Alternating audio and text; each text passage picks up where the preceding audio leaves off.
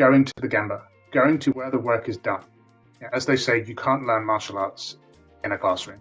You have to go to the dojo and get knocked about a bit, and that's how you're going to learn martial arts. And that is lean, because only by going to the gemba and seeing where the work is done will you appreciate more clearly what your customers actually want rather than what you think they want. I would strongly recommend try being the buyer. Try being the buyer on the other side and see how your sales team are performing. You have a sales goal of this amount for this quarter. That is an output. That is not an outcome. That does not measure customer value at all. Paul Akers, one creative VP, said, the most important thing we do is teaching and training our staff and developing a culture of continuous improvement. That's it. That is the most important thing Toyota does. Everything else is secondary to that.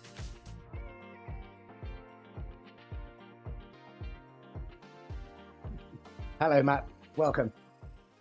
Hey, thanks for having me again. So my guest today is Matt Gaskin. Matt has been a consultant for nearly 3 decades, I'm guessing. And he's operated across a number of industries. And of late, he's spent most of his career operating in the area of lean. Now, many of you will not have any idea what lean is. So we're going to kick off with a quick introduction, and then we're going to go into some definitions so that people understand the relevance to their role in sales. Lean is about putting human beings at the center of everything. In the words of Teja, it's giving people work that is worthy of human beings. It sits on 3 principles. That's respect for your team, for the customer, and for yourself. Humility, the ready willingness to admit that you might be wrong and somebody else might always have a better idea, because we're mostly wrong most of the time. And finally, the last thing is continuous improvement, the idea that you must continuously improve, make small improvements every day. Okay, so let's have some definitions. Mm-hmm. What is a process and what is an operator? Well, a process is generally a series of activities that produce a predetermined output. And the operator is the person who operates that process. Now, you could have owner operators, people who actually own the process too. Within Lean, the process operator is generally empowered to improve the process and change the process as they see fit, on an ongoing basis. Okay, so if we think about the process of selling, and we think about it through the lens of Lean, what would we stop doing that breaks the 3 principles? You would respect. Respect. Well, obviously you're not. Not that it was a leading question or anything. No, you weren't leaning against an open door with that one, were you? You would stop creating arbitrary targets for your sales staff internally before we even start talking to the customer. Just because the organization has a sales goal doesn't necessarily mean it's realistic, and particularly if it's not really informed by what the sales team are telling them, how they're performing, in the marketplace, where they stand in terms of competition and pricing and the rest of it. You would also obviously stop. I'm going to say the word. You would stop lying to your customers. You would stop fabricating, because that's just incredibly disrespectful to them. And just let me intervene. Lying means exaggerating, underselling and over-delivering, because then you lied twice. Omission, lack of transparency, and the failure to mention something that might be material or come back and bite them later. Anything like that is lying. Don't do it. Follow up friends' advice. If you always tell the truth, that way you don't have to remember anything. That's true. You would also stop, as I've heard you describe it many times in the past, Marcus, show up and throw up. Because that is a waste of the potential buyer's time. They haven't asked for that information. They don't care about how your company was started and how many people work there now. They couldn't care less about how many widgets you're selling into what vertical. They don't care. They will have most likely very pointed questions. And to to show up with a big slide deck and show them all that stuff is actually disrespectful of their time. So that would be another attitude, another behavior that I would say you would stop doing. Absolutely. You can save yourself hundreds and hundreds of hours of your life and recover it by never, ever showing anyone another PowerPoint. Absolutely, yeah. And then in terms of humility, you would know that obviously objections are going to come, you're going to have to handle objections, but there might be other people, there might be other sales leaders in your organization who are better than you are. And in your humility, you would probably go and might be an idea to go and talk to them, kind of ask them for some advice rather than trying to kind of power through on your own.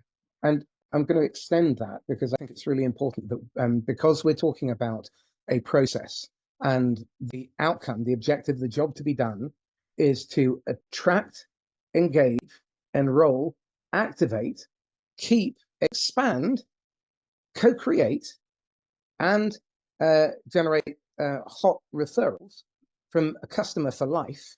Mm-hmm. If you're trying to design a process to deliver that outcome, then that humility would also extend to departments outside of your normal remit if you're in sales. Personally, I would start with procurement and finance, because at some point, if you're selling anything big ticket or important, procurement and finance are going to have a say.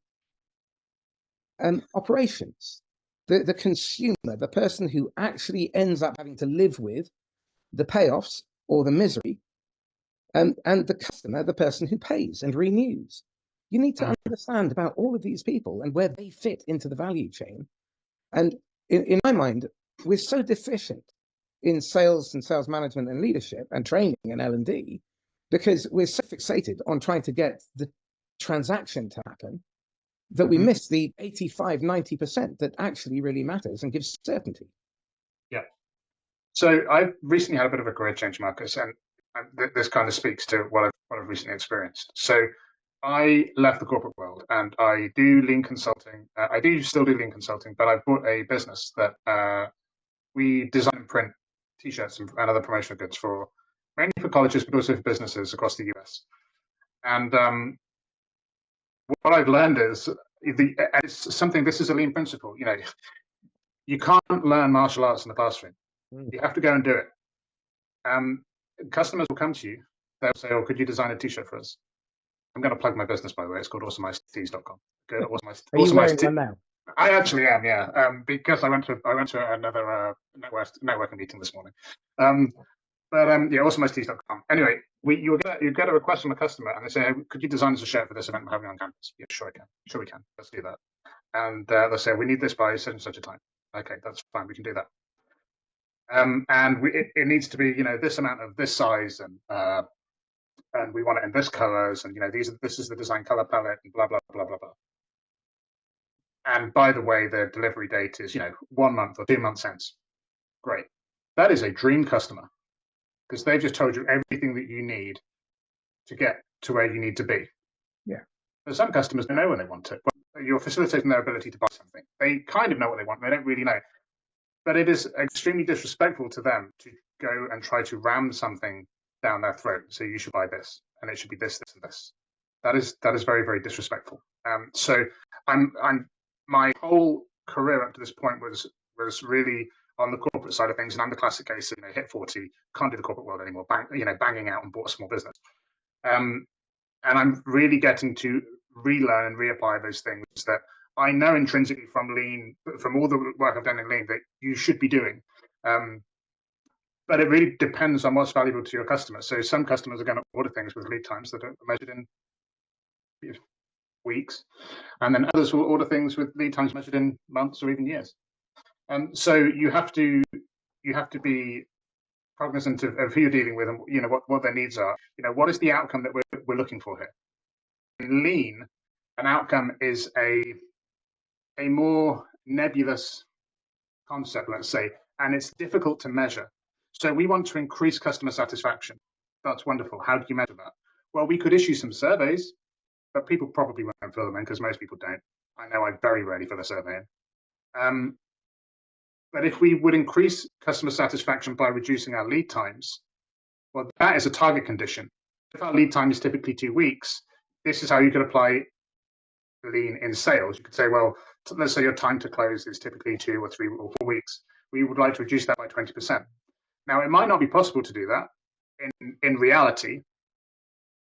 But there should at least be some kind of goal to do that, to some kind of measure whereby we could actually measure if we are improving lead time. And then of that saving, what was due to the seller improving their process, and then the buyer improving their process. So there are lots of nebulous things here, but in terms of outcomes, they are those nebulous things you can't really measure very well, which is why in most sales organizations they like to measure outputs because they're easily measurable. You have a sales goal of this amount for this quarter. That is an output. That is not an outcome. That does not measure customer value at all. Okay, what value has the customer got for it? Well, we don't really bother with measuring that. And what collateral effects are you going to have in the future when you've missold something to that customer and they figure out that they didn't like it and they come back with a raft of complaints and possibly a lawsuit? That is measuring by output. You are measuring by outcome driven by target conditions, and that's a completely different paradigm for sales to operate in. I'm absolutely with you. There are a couple of things I want to build on. First of all, I think that most salespeople, it's not that they're bad at what they do. What they have is a system that sets them up to fail. And if anyone is in any doubt about this, just reverse the metrics. When you hear marketing say we got 3% click-through rate, that means you had a 97% miss rate. Mm-hmm. Then, of the 3%, what percentage of those are actually in your ideal customer profile? And how many are in your total addressable market but cannot buy, will not buy, or you should not sell to them because either you will be a bad fit and they will churn, or you'll make the sale and then they'll never make it through the onboarding process, or they'll be just the customer from hell and tie up your resources. Now, all of that ripple effect could have been prevented in the design phase. Mm-hmm. So what I'd like people to really think about is, where is the waste? Because one of the principles that I teach, and I believe it's a lean principle too, is look for the stuff that isn't working first and stop doing that. Mm-hmm. Partly because it's massively costly and inefficient. It also then creates process and organizational drag. And the one thing that I've come to realize is that the reason people hesitate is they doubt your ability to execute, or their ability to execute, because they think it will backfire on them. You can't do what you say you can. They can't do what you say they need to do. And you haven't found the common ground. Mm-hmm. Now, I believe our job is to sell like Michelangelo carved David. He removed all the bits that weren't David. Mm-hmm. And to my mind, that is what lean and sales, where lean and sales really intersect. So I'd love to dig into that. If you approach a lean transformation from the point of view of removing waste, the lean is about removing waste from processes, you're going to fail. It won't work. Well, it is about removing waste. It's not about removing cost. It's about removing friction. It's about removing the obstacles to the operator being able to perform to the standard intended. Yeah, so the Japanese have a metaphor of, imagine a rocky mountain stream, and you're basically there to take all the rocks out so the water flows more smoothly down the stream. That's what lean is. You're getting the water, the value, to where it's needed, when it's needed, in the amount that it's needed. That's what lean is. No more, no less. Yeah, and that is the outcome that we want now. To do that, we've got a lot of rocks to get out of the mountain stream. Yeah, absolutely. So in human relationships, and sales, let's face it, is just a microcosm of life. Essentially, what we have to do when we're designing a really effective buying facilitation process is we need to understand that the one thing that the buyer wants to do is make the right decision with no comeback. Yeah. So given that we actually have agency over the process, and every touch point is likely to be predictable if you're operating in a relatively known market. Mm-hmm. So is it not reasonable to start with the blank sheet of paper and say, well, how do I create these customers for life who get more than just ROI? And given identical conditions, they would sign up 100 times in a row without a moment's hesitation. How do I design that? Yeah, it's a very straightforward question with not a very easy answer. I think about how can I make it easier for my customers to, just hit accept on that QuickBooks estimate. Maybe the way I'm doing it, maybe sending an estimate through QuickBooks isn't the right thing to do. Maybe I should be doing something else. But I don't know that. And I might be wrong. Actually, maybe it is the right thing. The only way that I could figure out if it's the wrong thing is to experiment. And that's where lean comes in, because lean is not about copying. So I'll give you an example. So if you just copy, if you saw, that company over there, let's take this to a manufacturing service, not necessarily specific to sales. That company over there, they 5S their workplace. They've Explain what 5S is for the audience. Sort, standardize, shine, set in place, and there's another one. It's basically make the place spick and span. Make your workplace spick and span, so there's a place for everything in place, everything's clean, serviced, ready to use, ready to go.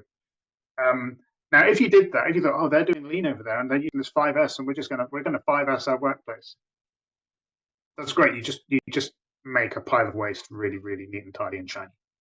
But you'd still have the same waste around. You're not looking to remove. Now, you might be able to move around a little easier because you might not have piles of junk in the workplace.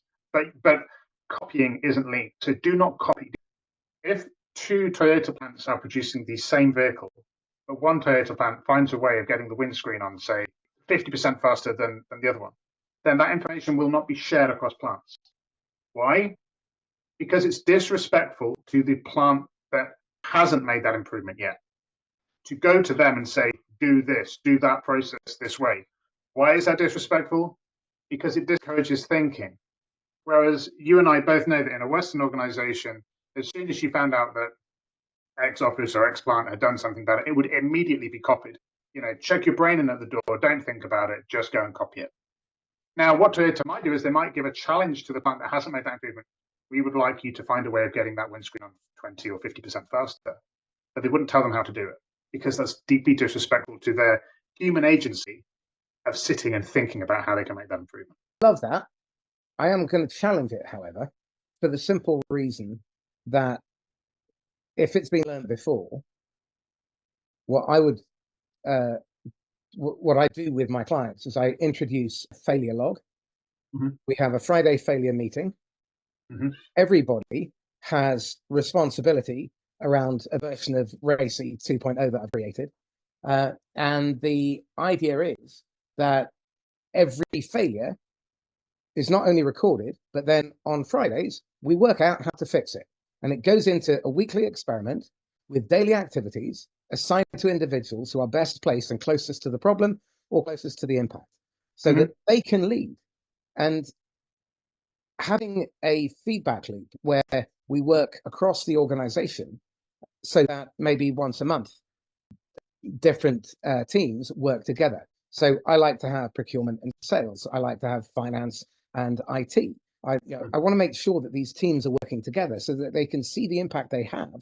And every one of them has a window to the customer in their job description. Because I think every employee is responsible, not accountable, but responsible for the brand, the financial health, and the security of the business. Mm-hmm. And being able to create that behavior where in all their thinking, they're consequential in their decision making, that I think is where you release incredible capability, because our job as managers is to empower other people to meet their full potential. So failure log's not a bad idea at all. In fact, it's very much in line with lean principles. There is a plant, and they have I guess they don't call it a failure wall, but all of the negative news articles involving Toyota vehicles, there's a whole wall of them. And, the employees can go and look at that wall every day.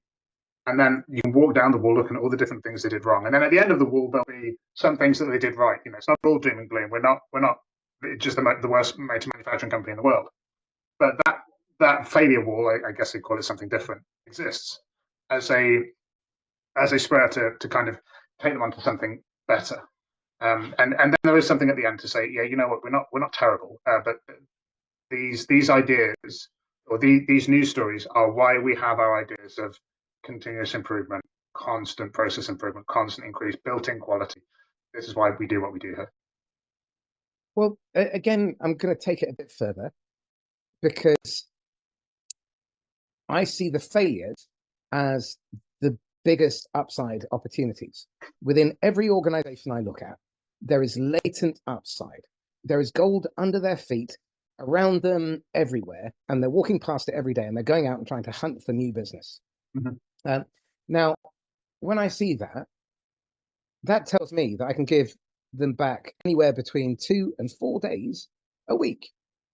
Because in most sales organizations, salespeople are wasting anything between 60 and 80% of their time on busy work that attracts and engages with the TAM, the total addressable market, who cannot buy, will not buy, or should not buy. Well, if you never attracted those, and this then requires customer success, sales, and marketing to work together and find out why it is people don't buy from us, why they do buy from us, who's left us, why they left us, and what we need to do to win them back. Now, there's all this incredible value by looking at the downside. Run to the sound of gunfire. Look intentionally for evidence that you are wrong, and go and find people who can prove you wrong. Because if you can find that out now, it's not going to come and bite you later. And the beauty is, if something is failing north of 80% of the time, in any other department, you would consider that to be a broken system, and you wouldn't touch it with a barge pole. You'd probably start with a blank sheet of paper. In sales and marketing, it seems to be okay to have a 99.5% failure rate, and 3% win rate is considered to be gold standard in some parts. That's insanity. Well, Tai Jeno said that and you could apply this to sales as well, the production line that never stops is either perfect or terrible. Now, I used to share a flat when I lived in Surrey with a guy who was in sales. He performed very well. He was very, very good at sales. Did he work very hard? No, I'll tell you that. I used to share a flat with him. I know he didn't work very hard. You don't have to necessarily work very hard if you're going after the right people. We are running around doing all this busy work. Tai Jeno, although he was a hard taskmaster, he would work his trainees hard. He said, "Let idle workers play rather than do unnecessary work." Why? Because they have another saying at Toyota: walking makes people tired. So doing all this unnecessary busy work tires you out, and it leaves you tired for the things that you do need to focus on, where you need to be at your 100%. So if you applied lean principles to sales, you're going to see an awful lot of change, and the pace of change can be relentless and can be intimidating for some to embrace. And I'll give you I like to give you lots of examples. I'll give you another example. In one 6-week period, a manager and a training at Toyota produced 25 different changes. They made 75 recommendations, and they reduced the required headcount for where they were from 19 heads to 15 heads. There were no redundancies. People were just redeployed. So that is, people think, oh, if we adopt lean, we're just going to tidy everything out, then everything will be much neater and tidy, and we just carry on as we're going. No, if you're in sales, you have to start experimenting in terms of your customers, your messaging, your fit, as you describe your ideal customer, the people that should absolutely buy from you and should buy by default. It doesn't. There's no other choice of that. Well, this then speaks to a real conceit within sales. We should stop asking how do we close more, and start asking what conditions make it safe for someone to choose what's right for them, and trust that we won't punish that honesty. When you've had those conversations, did you have to try and convince them to buy, or did you go through the process of trying to understand what the outcome was that they wanted and design to that? So being a lean consultant is a little difficult. It is a little different in that there's only really one key thing that a lean organization needs. And this was discovered by several companies have gone lean, and some have used consultants and some haven't. Consultants have their place. I'm not knocking all consultants. I mean, I am one. But many organizations have done it without consultants. And one of them is a company called Herman Miller Office Furniture in the US. And they discovered that the only thing that they absolutely needed that was totally, you couldn't compromise on, was a personnel development or personnel management system. Because remember, this is about people. Everybody always talks about lean. Lean's about tools and processes and taking waste out. No, it's about people. It's about creating work worthy of human beings. If you think that work should be that it's okay for having very repetitive, boring tasks, particularly now in the kind of the modern age of automation and AI, then I think you'll probably find yourself being overtaken by people who've got better ideas. Fair. The other thing about lean is that, certainly lean consultant, you really need to understand where people are coming from in terms of what they want for their organization. And this is where it kicks into sales. What do I mean by that? I have seen lean done from the point of view of, we're going to have a continuous improvement person to come in and do improvements continuously. And I have seen lean done from the perspective of, we are going to lean a function or a department. And neither of those two approaches work. The continuous improvement person has very, very little impact. And once you try to lean a function but manage them mechanistically, that won't work, because the foundational principles under which that you're using underneath this agenda fly directly contrary to the agenda, particularly in finances, actually. So I would advocate that you have to have 100% buy-in from everybody in the organization, right up to the C-suite, to do lean well. And there are many good examples of that you can go and find on the internet. There's Ryan Tierney, Lean Made Simple podcast on YouTube is a great example of a very young guy who was he's in manufacturing, who did lean well and led from the front as the CEO.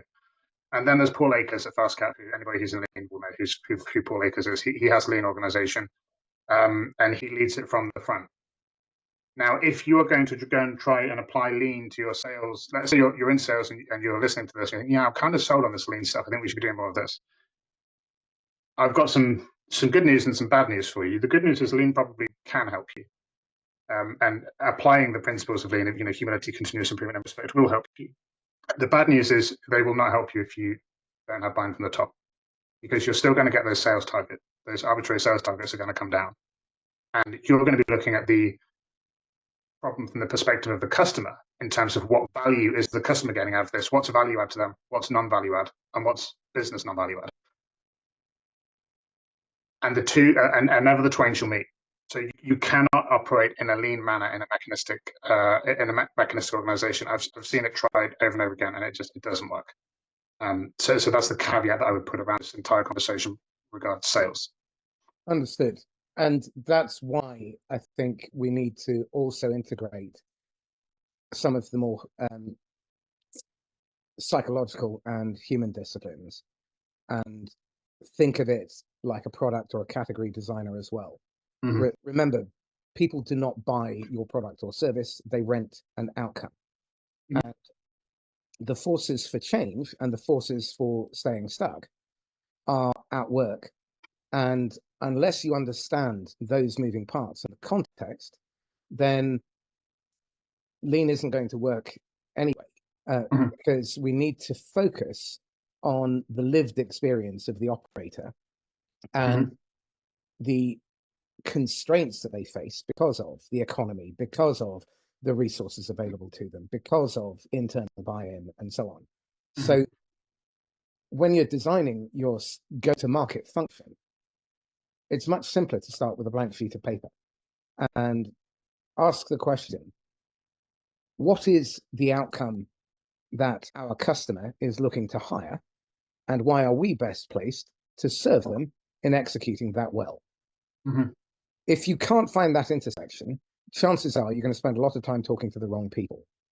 So it starts in the design phase and being clear about what the outcome is, and then working backwards from there to work out what has to be in place beforehand for the outcome to be possible, and to map backwards to where we are today through the lived experience and the real world context that they're operating in.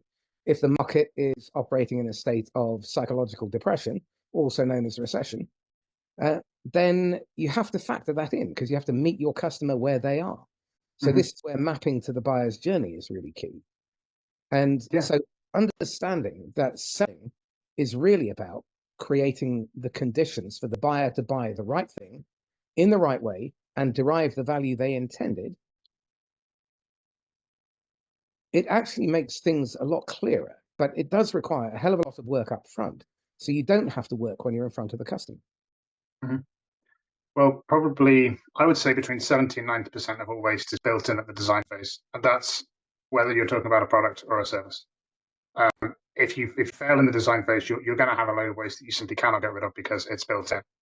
And the other thing I would say is a lot of organizations have taken to being their customer. Have you ever been your customer? Have you ever ordered something from your store, or have you ever acquired your service for a while? Have you ever seen what it's actually like? Um, and you've even seen this move internally. Now, obviously, airline staff are not the customers of the airline CEO, but there have been plenty of stories recently with airline CEOs going on board and doing the trolley service on a flight to see what the cabin staff have to deal with, and also what their customers want to deal with. The people sitting in the seats that are paying for the flights, what are their interests? What do they want? And that's something that you can't learn in a C-suite. Maybe you were a cabin staff a long time ago. If you've gone from cabin staff to CEO, clearly you've done very, very well. But I would say that would be an unusual path to take.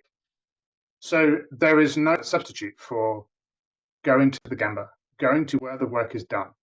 As they say, you can't learn martial arts in a classroom. You have to go to the dojo and get knocked about a bit, and that's how you're going to learn martial arts. And that is lean, because only by going to the Gemba and seeing where the work is done will you appreciate more clearly what your customers actually want rather than what you think they want. So you cannot substitute that. Now, in some cases, it might not always be very easy, but if there is a way for people in the organization to experience the service, the product or service that their organization provides in a non-preferential way, obviously, if you get an order from the CEO of, X widgets that your company makes, and you've got to deliver it to his house, somebody sees that order coming, it's going to be rushed and gold-plated. So you have to try to do it in a non-preferential way. But that would be something that I would strongly recommend. Try being the buyer. Try being the buyer on the other side and see how your sales team are performing. Mark Schaefer wrote a very good book called Marketing Rebellion. And in there, he makes the point that you must think as your customer, not about your customer or about what you can do to your customer. Mm-hmm. You have to think as them. Mark Goulston also says that what people need, the number one driver for human beings, is to be heard, feel felt, and be understood. Mm-hmm. And if you look at why people leave their job, it's not that they leave their managers. It's because the manager has failed to create the conditions where they can do their best work every day. And if they find it difficult to do their best work, then they will become a flight risk. The thinking is really the issue here. And the lack of questioning, because what I see is this trust execution drift happening across the organization. And it starts with a single point of failure, a bad decision, a legacy process that maybe once was useful, but the context has changed and now it's causing you harm, or some form of venal, egotistical decision that doesn't take into effect the consequences and impact on others, and the failure to ask, well, who pays the negative price for my positive payoff? Okay, so there's 2 points I'd like to make there. So first of all, on the really understanding your customer, one Toyota product manager spent months driving around the USA in a Toyota Sienna because he wanted to understand from the American point of view what is good, what is bad about a Toyota Sienna. And it led to almost a complete redesign of the inside of the car because it was designed in Japan. In Japan, they drive relatively short distances. In America, they drive relatively long distances in some very hot climates. I live in Florida. Let me tell you about hot climates.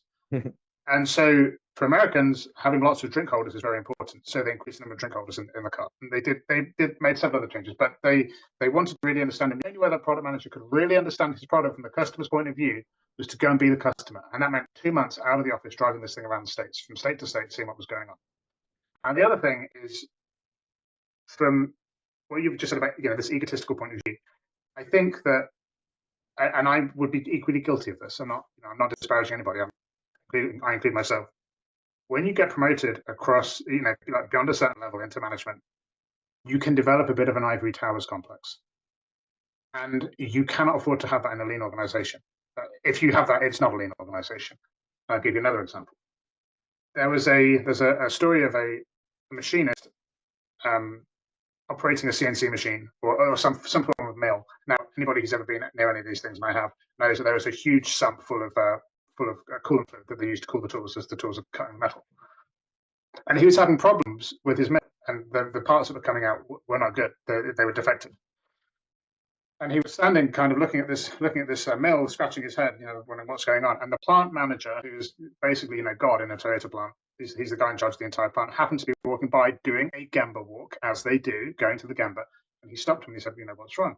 What's wrong? And he said, oh, this machine's not working. And the plant manager rolled his shirt sleeves up and immediately put his hands into the sump, into all the coolant oil, and pulled out all the chips and said, the answer will be in these chips. Mm-hmm. Now, is that ivory tower stuff?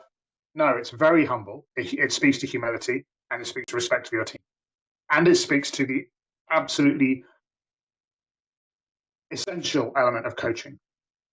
If you have a lean organization, you're going to spend 50% of your day as a manager coaching, at least. You have to teach and coach and train these people. It is the most important thing that you'll do the entire day. And I think in a lot of the organizations that I've worked in, it's an afterthought at best. It is. And the really interesting thing is going to the Gemba is effectively operational coaching. Yes. And it means that you coach on the job in the moment with impact. That operator is never going to forget that lesson. And it becomes a story that then gets told, and it becomes part of culture. Mm-hmm. And if we want to create an environment where people behave with integrity, even under pressure, then we have to create the conditions for them to feel that they have a voice, they are trusted, they can do their best work, that they're operating in an adult environment where they make adult commitments and they hold themselves to account for the promises that they have made, and they are in service to something bigger than their commission check. Mm-hmm.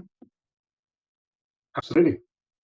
And one of the things that you would really need to think about is if you're going to do this, it's slightly off the path, but I think it's really important if you're talking about having an organization that, let's say you do all of these things and you coach and you spot all of these problems.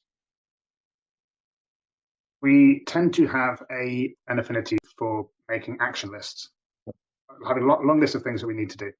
And I've been equally guilty of this. You go to an improvement project and you make a load of you make a list of all the things you need to improve. Oh, well, this needs improvement, that needs improvement. The information we get from business development is poor. The integration with the support we get from finance is poor. We need to improve that, and we need to do this, and we need to do that.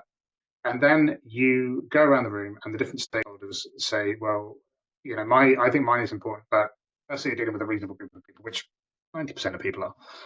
You will always get that one person in the room, or not in the room, who, when you finish the exercise, will come back and say, "Well, none of that's true, and I know what the problem is."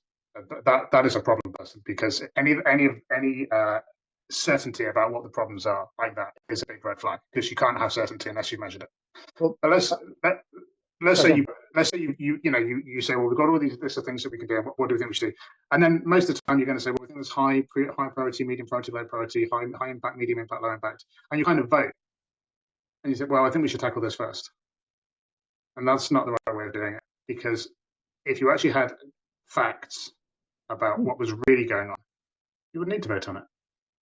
But we tend to fumble our way through things. And I've mentioned it again. And the reason I'm saying this is because I mentioned it earlier. You have to go from empirical data. You have to go from the evidence. You have to test hypotheses and see what's really, really happening. And for sales, that is going to involve people going out of what they want to do, and what they are motivated to do through commission checks is go out and sell stuff.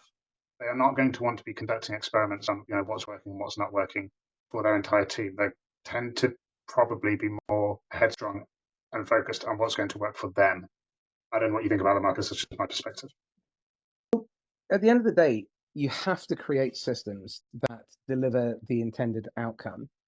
Given that you're going to have difficult people, why would you not design and prepare and practice for those moments? When someone tells you that they have an objection, what they're actually telling you is, I don't feel safe. I'm uncertain. Mm-hmm. It may be because I have an attachment to the old way. I feel threatened. Well, I've always maintained in my training world and coaching world that there's no such thing as a learning disability. There's only a teaching disability.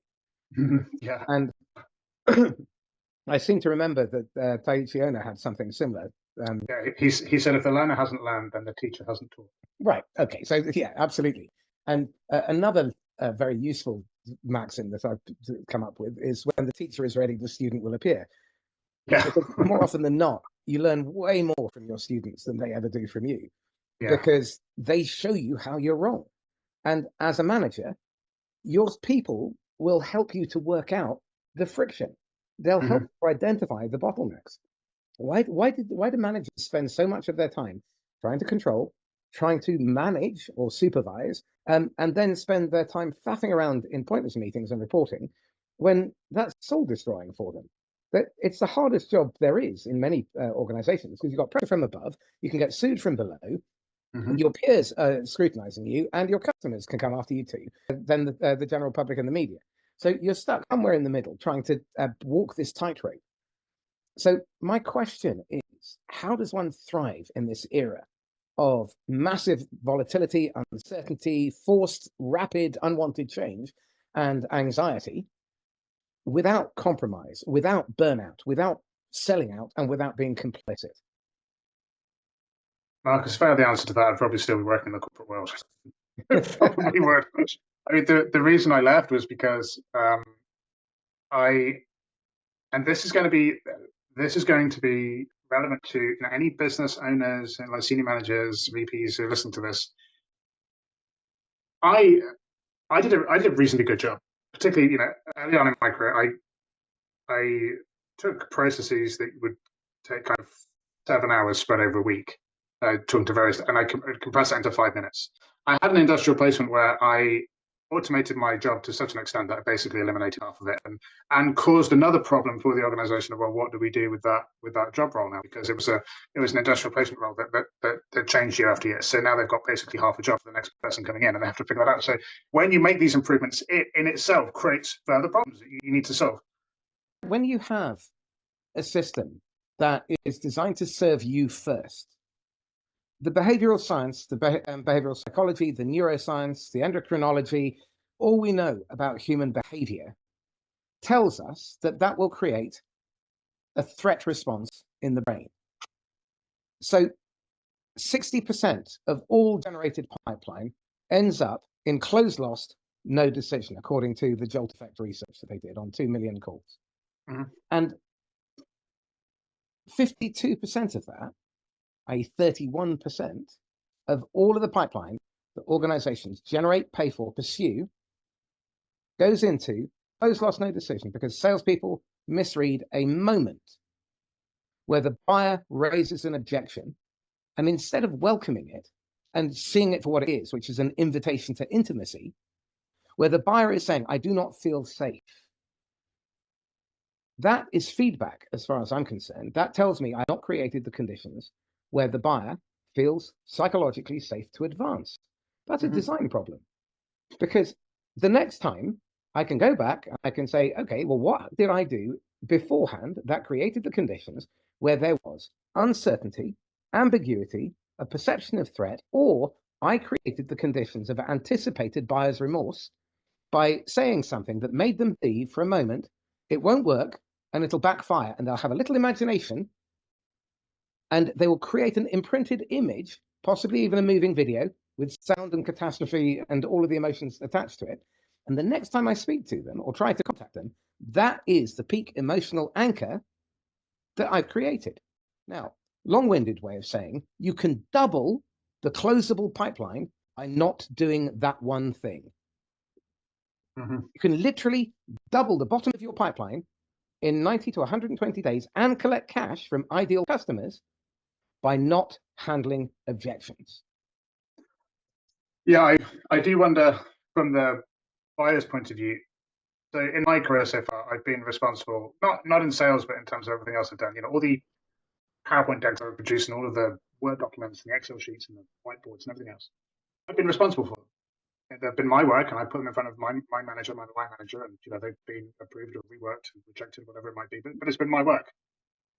And the same in sales. The sales eat what they kill. Now imagine being a buyer. Now imagine going from that salesperson where you are in the mindset of I eat what I kill, I'm responsible for my own destiny. Now imagine being a buyer where every day you're going to talk to people are potentially a huge who you don't know, and you've never, most of them probably you don't know, you never met, and are potentially a huge risk to your career if you mess up. And if you're a professional buyer, you're probably meeting somewhere between 8 and 15 a week, and sometimes a day if you're very transactional.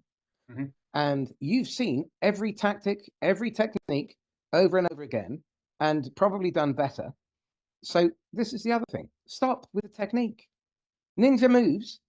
You're not doing yourself any favors because the buyer, well, if they're a naive buyer, and by that I'm not being disrespectful, what I mean is that they're green behind the gills because they don't buy your stuff or they don't buy very often. They've got millions of years of evolution and hardwiring telling their brain when you're a threat, because the brain evolved in conditions where largely everything was trying to eat you or kill you. You had to make rapid decisions with very limited information, and they could be life or death, and you couldn't trust anyone. That is the brain that we've got still. And unless you meet your buyer where they are, your employee where they are, you're going to find yourself in hot water very quickly. The research on this is truly depressing. With the person you have the closest relationship with, you will mind read wrong 70% of the time at least.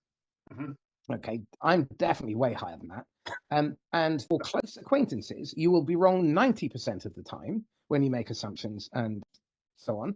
And with strangers, you have next to no chance at all. So why not create a process that removes the threat, the ambiguity, the uncertainty from the buyer's brain, so they never have to be concerned about you?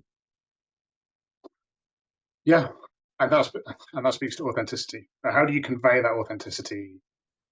And I don't know how you would do this. I'm asking you, how would you convey that authenticity on a cold call? Well, my question is, why would you cold call? Okay, let's say you qualify this person, you know that they are potentially your ideal customer. Well, again, just take a quick step back, and this is a little plug for me.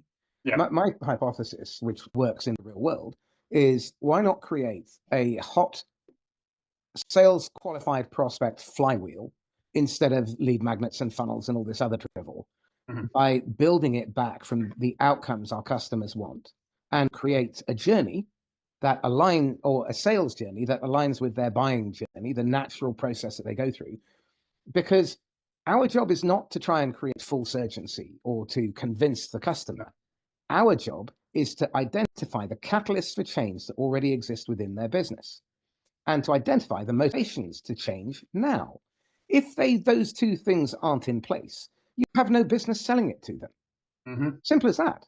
And that speaks to a little bit of integrity. So being able to recognize, and this is a really fundamentally important lesson, if people take nothing away other than this, it's to be very clear who your ICP is, your ideal customer profile, who your non-ICP is. These are the amber reds. I'll come back to that in a minute. And your anti-ICP. The anti-ICP is easy. They're just red. Okay?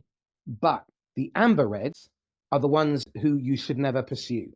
They're the ones who cannot buy, will not buy, or you should not sell to. Your number one priority is to identify the amber reds in your pipeline and in your marketing. And whatever you do, stop attracting them and disqualify them before any human being actually touches them. Because if you do that, you will recover, on average, about 80% of your marketing spend. Now, I think that you can redeploy that. You certainly can. You should probably put it to a much more productive use. Yeah, I think that's completely true. But then we're going to, if you were to apply lean to that, like lean principles, you would say, well, how can we do that? Because what a lot of organizations we talked about break even in the last show. A lot of organizations will say, how much would it cost us to enter X market with X product? Oh, the product would be X amount. Well, the market price that is actually 20% below what would be our price, so we're just not going to do it. Whereas the lean question would be, how can we do it for that amount? What could we do to our process? What could we do to change it? So if you were to apply that to the problem that Eva was, how can we go about actively disqualifying prospects, which is probably not something that a lot of sales teams are going to want to focus on too much. Well, that then speaks to the question, why not? Yeah, well, that's your second why. Well, the obvious response to it is because our marketing isn't generating ideal customers. It's generating activity and busy work. Mm-hmm. Now, if we spoke to our product managers who are out in the field and we brought our customer success people, we'd probably find out a whole heap of stuff that would help us to sell and market better. Mm-hmm. Okay, so I'll give you an example of how this kind of process worked in the real world. So it wasn't with sales; it was with the service center, and the service center is effectively, or the rest of the organization was effectively a customer of the service center. They are receiving the data that the service center is feeding them, and let's just say the customers were not very happy. The service center was terrible. They never do anything any good. All this stuff is. We were supporting a load of, let's just say, electromechanical devices out in the field, and the information that we were getting back from the service center just was always subpar. Incidents not handled properly, problems not resolved properly, always a problem. And then somebody had the idea of let's ask Matt to go down to the service center and sit in there for a few weeks, turned out to be about months. And what I discovered was we would get a call about a problem on a device. And one of the service center staff would stand up and say, does anybody know what error code, blah, blah, blah, on machine XYZ is? Oh, I think Steve might be, he's on his lunch. And I was like, well, what is going on here? Well, why are we not getting the right information? How do you not know what the error codes are? Well, we used to have the old documents, but they haven't been updated in years, and we've done loads of upgrades on the system since then, so they're generating all new error codes, and we don't know what they are. I'm sorry, you don't know what the error codes are. You're the service center. And all it really took was for somebody to go to the product trainers. Let's go to the people who understand the product really, really well, because they're kind of customers in this environment. Let's talk to them and ask them about all the error codes and what the resolution, what the help desk resolution could actually be. If there was any, there might not be, because sometimes they would arbitrarily just reset the device, and it wouldn't actually solve the problem at all. In fact, in some cases, maybe. So when we go and talk to them, and we'll jot down all the error codes, and we'll detail all of the resolution actions for that error code from the help desk and for the field engineers to go and fix the problem. And wouldn't you know, the help desk suddenly started doing really, really well. Once we got all that information down and put it into the hands of people and said, here you go, these are the error codes, this is all stuff, and then you have to fix the process so that those news error codes are documented in the documents for when they do the updates. The engineers have to transmit that information to the help desk so they know what they're supporting. So it's the same kind of thing. If your salespeople are effectively kept in the dark because marketing is not generating the right information, then you're not going to have a very effective sales team. What you've just described here is the core function of leaders, which is that their job is to understand the connections between the components and to ensure that the flow of work at each of the handover points creates the right experience for the customer and for the operators to be able to execute it excellently and with joy and satisfaction. Because if they come to work with joy and satisfaction, they will be highly engaged. Highly engaged staff, when you look at the S&P 500, there was a 10-year study, and those companies had a 500% higher return for shareholders than companies without. They had a 40% lower absentee, sickness, and conflict rate. It's just insane. Yeah, let me tell you that those help desk staff were not highly engaged, not at all. It was a funereal atmosphere in the help desk. And how did that change after this improvement so that they could do their job? They were suddenly really happy because they were able to help people. Ta-da. And this again is another critical element of selling and buying and managing and leading, which is that human beings are social primates. Mm-hmm. We derive enormous satisfaction from reciprocating where people have done us kindness and good, and except in a few notable exceptions where people have lost any constraint in terms of their greed and their entitlement, then people recognize when enough is enough and they can stop. And I think if we see human beings as human beings with enormous untapped potential, and we create the conditions for them to operate to the standard we expect, then we have done our job. But it's not just about creating process. We need to understand that part of this is recognizing and meeting the human being where they are, on the basis that they may be going through some tough times at home, or they may have a hang up that needs some help. And this is where coaching comes in. We've forgotten that human beings are fundamental to most organizations. When we only look at the organization as a balance sheet issue, then we forget relationship. We forget the intrinsic value of company knowledge, loyalty, and the retention of insight, those subtle nuances. And when you have organizations that have people who stay for a very long time, but they're constantly updating themselves because they approach this as a constant, never-ending improvement experimentation, that they are personally responsible, and that their KPIs drive improvement behavior, and that is recognized, rewarded, it's hero status if you can create that, then people aren't afraid to fail. They're not afraid to experiment. They won't hide their failures. And you start creating a culture where people step up. They lead when it's their turn to lead, and they step back when it's someone else's. So there's a guy on YouTube, I mentioned it before, the Lean Made Simple podcast, a guy called Ryan Tierney. He runs a company called Seating Matters in the Valley in Northern Ireland. He has it's globally speaking, it's a relatively small manufacturer, but they manufacture medical chairs for hospitals all around the world. And he started off with a WhatsApp, had all his employees on WhatsApp, and they all share little videos of little improvements they've made every day. Nice. So the entire organization, granted it's not a huge multinational, but the entire organization say, hey, look, I work in the fabric area and I've made this improvement. And everybody shares it. There was one episode where they just had a new sewing machine delivered. And they had a saying in that organization, when we first get the tool, that's the worst it will ever be.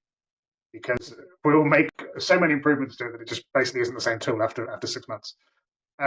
So that's how he did it. That's how he got it. And he didn't have any consultants. Nobody helped him do it. He just said, I'm just going to create this WhatsApp group. And then he did other things as well. He has morning meetings, and which I would argue is kind of vital for Lean, a good morning meeting. But one of the other things I've seen, which is really, really impressive and just comes from Toyota, and this is just a way to look at things in a different way. We've been talking this whole episode about empowering your people and looking after them, coaching them. But Toyota puts their org charts on their walls the opposite way to Western companies. So if you go into a Toyota manufacturing plant, I'm not sure if it's in every plant, but certainly in some of them, I think the one in Derby in the UK, you go into a Toyota manufacturing plant, the people on the front line are at the top of the org chart because they are the ones that are they are closest to delivering value to customers. And then with the levels of management underneath them, because they are further away from the customer value. That's how world-class looks at this. And I said earlier, 50% of Toyota managers, they spend in coaching and teaching and training. And when asked by Paul Akers, one Toyota VP said, the most important thing we do is teaching and training our staff and developing a culture of continuous improvement. That's it. That is the most important thing Toyota does. Everything else is secondary to that. So I went on and on about it on the previous podcast episode, but I just want to reiterate it again. It is all about culture, and you can't do it inauthentically. It has to be authentic, because if it's not authentic, people like me will just scoff at it, and then they'll leave anyway. Well, again, in life in general, if you're inauthentic, people's brains will pick up on it, and if not once, over time they will, because people look for consistency, and our brains are pattern engines. So it's very difficult to hide if you don't really mean this. I've just noticed the time. We've run over quite a bit, so we'll wrap up. If you had your time again in your lean career, what would be the one thing that you would do differently earlier on? In my lean career, I think I would have placed a greater emphasis on delivering value for people. So one of the things that really got me into it professionally, although I was studied it academically before, was I'm an Excel nerd, and I used to write lots of macros and make Excel do things that I wouldn't normally do, and talk to Word and PowerPoint and Outlook and do all these whizzy things because I used to like to help people. I used to hate to see people struggling with these processes that actually, if they just clicked a button, they could do all this stuff and save themselves a ton of time. So I automated my own job, and then I would automate everybody else's. I think that I would have put more emphasis on not just helping people, although that is important, value for people. What do they really value? Because being helped is not necessarily the same as being valued. Now, I can automate something, but I could automate a process for somebody tomorrow, and they could actually end up feeling threatened by it because, well, hang on a minute, you've just got rid of my job here, and my manager's going to start noticing. And so I am concerned about that. So I wish I had taken a bit more of a step back at the start, thought more deeply about it. What is it that we want to get out of this? Who do I need to talk to? Because if I automate this person, half of this person's job and make it go away, they could actually end up feeling threatened by it. Now, if you work in Toyota, that's not a worry because Toyota doesn't fire people because it makes things more efficient. It just redeploys. But if you work in an organization that doesn't necessarily have that idea, and I'm thinking about one particular person in mind who was also getting reasonably close to retirement, that could be threatening for them. Yeah. So that's one of the things that I would have done differently. I would have really thought about that human element because I've been like preaching about it on this podcast episode, but please rest assured that I'm only preaching about it because I've been guilty of it in the past. Well, again, because I see that happen all the time, that's exactly what you have to plan and factor for when you're designing your go-to-market value chain. It's not about creating sales. It's about creating value for the customer and making sure that what you do is timely, relevant, and valuable on every touch. You also need to factor in that there are many moving parts. There are different stakeholders in the evaluation stage, in the decision stage, in the authorization and allocation stage. Because very often, if you're dealing with big ticket stuff, you make the sale, then you have to go through a negotiation with procurement. Well, to my mind, all of that stuff tells me that what you've done is you've fallen into the process of being supply side, not demand side first. Yeah. Both sides need to be satisfied, but you have to focus on the demand side first. Yeah. Matt, any final thoughts before we wrap up? No, not really. Again, I felt that I came out. We talked about a lot of stuff that really doesn't work in the previous episode, and this episode I want to talk about those things that do work. And obviously, we're very focused on sales and selling, which is not necessarily my. Lean is my part of ship, and sales is most definitely Max's. So no, I would encourage people to look into Lean and to try to apply it where they can. But if you're in an organization that is never going to be that way and isn't interested, then don't try to force it. Perhaps if you have the opportunity, try to move to somewhere that would be willing to do that.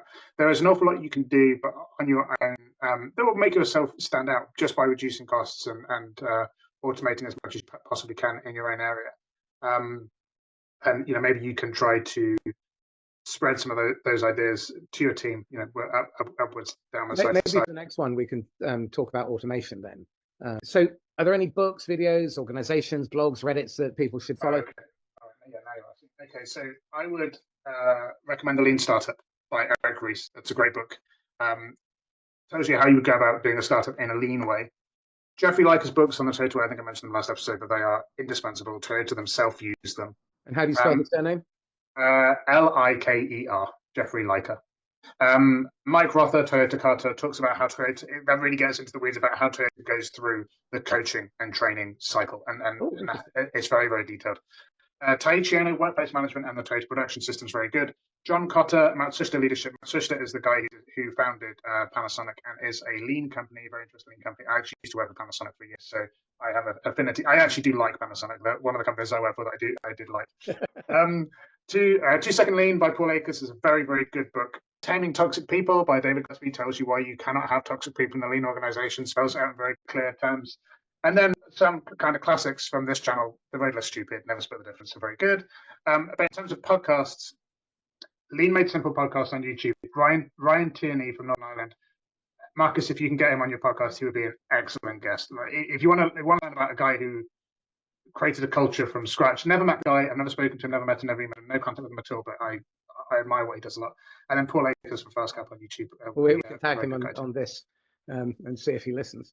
Yeah, I mean, if you can get Ryan Tierney to listen to this and come on your show, he would be a way, way better guest than I am to talk to you about lean. Okay, you're fired. Yeah, in my lean humility, I would defer to him. How can people get a hold of you? You can find me on LinkedIn, Matt Gaskin on LinkedIn, and you can go to awesomizedwithazkeys.com and you can order some t-shirts. That'd be wonderful. Excellent. Matt Gaskin, thank you. All right, take care. Just have a good one. Thanks, Marcus. So this is Marcus Cauchi signing off once again from the Inquisitor podcast. If you're listening and you want to know whether trust is really being executed in your system, ask yourself this. Can your people say what they mean without fear it'll cost them? And when trust breaks, does your system know how to repair it or just replace people? If that hit a nerve, then drop me a DM with just one sentence. Where trust held or where it cracked. That's it. In the meantime, stay safe and happy. Bye-bye.